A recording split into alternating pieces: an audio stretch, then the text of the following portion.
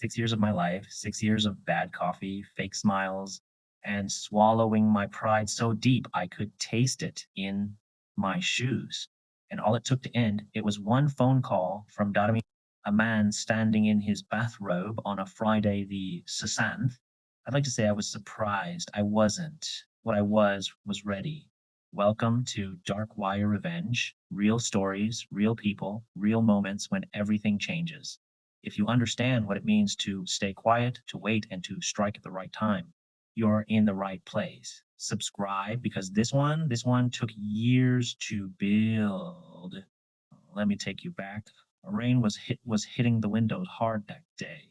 A gray March afternoon, the kind that makes everything feel slow and heavy. I was on the Sherbath floor, standing in front of an old filing cabinet that nobody had touched in years. This was 2 years before I got fired, not that I knew it yet.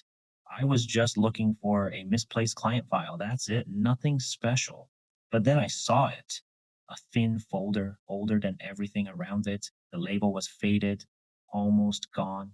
I pulled it out, mostly out of boredom. Inside was a document dated Etenjo at Bosher's Tea, the company's original founding charter. I almost put it back, almost, but something made me stop. I started reading slowly at first, then more carefully. Legal words, long sentences, the kind of stuff nobody pays attention to, until I reached one line.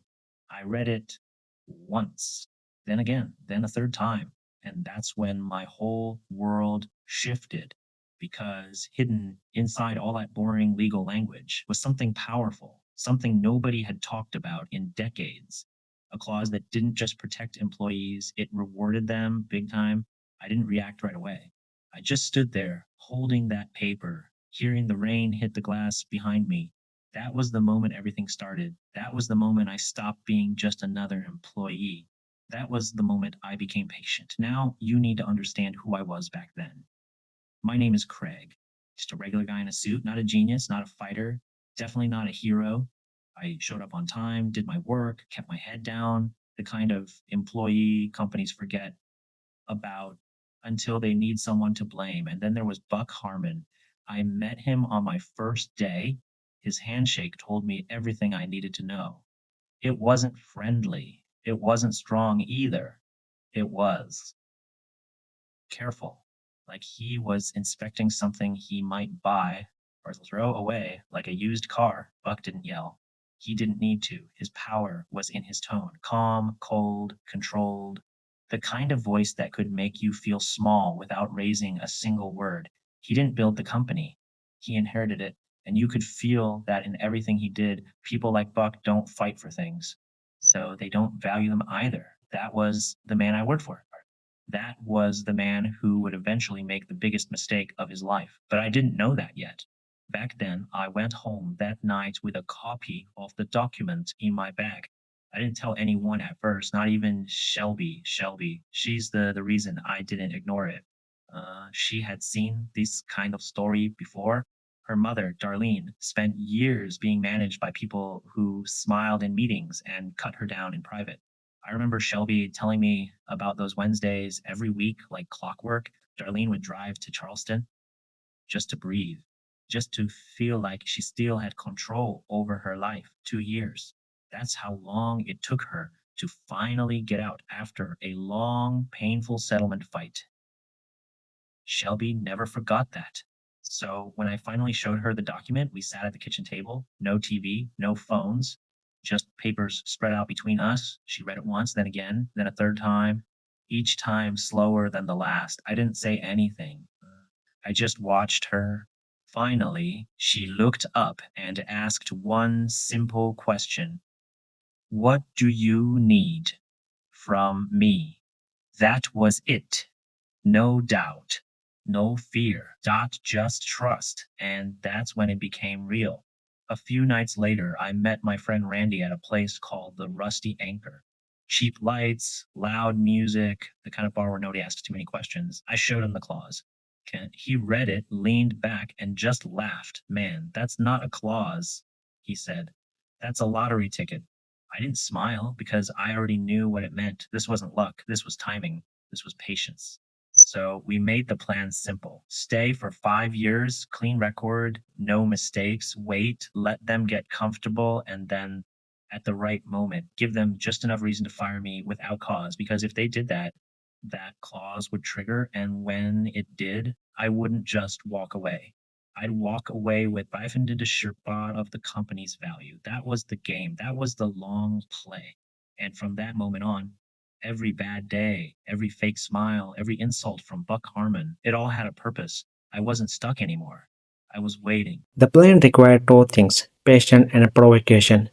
I needed to complete my 6 years with a spotless, documented record while making myself just irritating enough that Buck's tiger finger stayed warm. So that's exactly what I did. I built what I call a strategic aggravation system. Nothing big, nothing dramatic, just small things that slowly go under Buck second. In meeting, I started asking questions, but always with data, numbers, printed reports, came voice, professional tool. I was not arguing, I was clarifying. On emails, I started copying Donna from HR. Not always, just enough. I took my full lunch hour every day, and at exactly 5 p.m., I stood up, shut down my computer, and left. No staying late, no free overtime, nothing he could punish, but everything he could hate. After a few months, he pulled me inside and said, "You have been different lately, sport." I just smiled and said, "Just trying to do everything by the book." At home, Shelby was running the long game too. On Sunday dinner, very casually, she mentioned Paris, just drop into conversation like a small tune into still water. She knew but could not say no to a big international expansion idea, especially not in front of people who remember how the company used to dream big. A few weeks later, the Paris project was real. Day 2, I posted an Eiffel Tower photo. Day 4, I pushed to meeting back because of time zone issue. Day 6, rooftop video with the city behind me. Each step carefully planned, each step slightly more annoying. Then came day 8, Friday 13th June.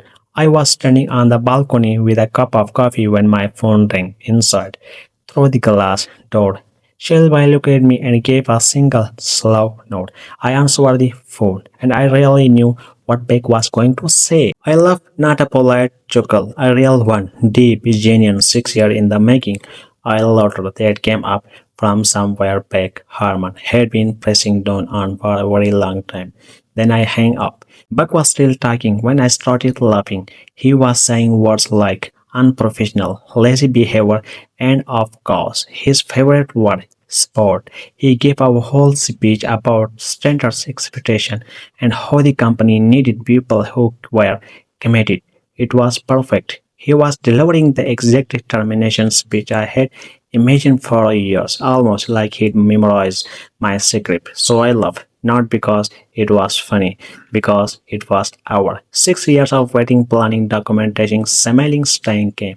All of it led to the phone call, and when he paused to ask if I understood what he was saying, I just hung up. When I walked back inside, Selby was standing in the doorway. "Did he say it?" she asked. I nodded. He said it.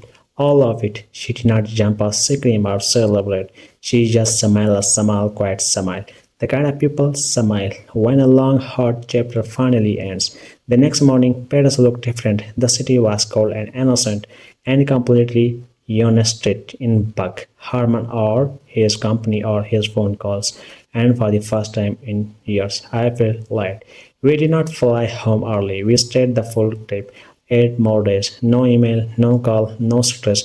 Just working, eating, sleeping, and sometimes looking at each other and laughing for no reason. But the real moment came when we got home. Monday morning, charcoal suit, 8:59 a.m. I walk into park department head meeting, poured myself a cup of coffee, and sat down like I still worked there. Because technically the story was not over yet.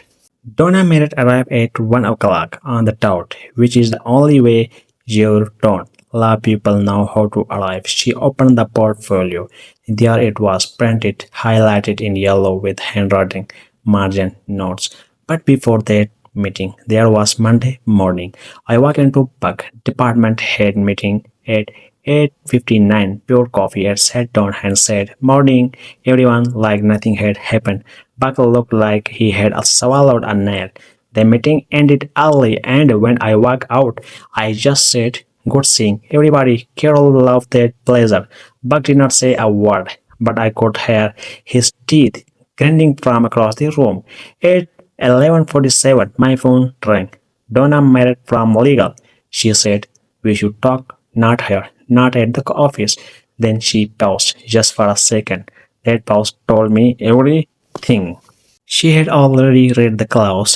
When meet at the Rusty Anchor that night, same bar, same corner table, she opened a folder and showed me the company charter, the same one I found, but this one was printed, highlighted, full of notes.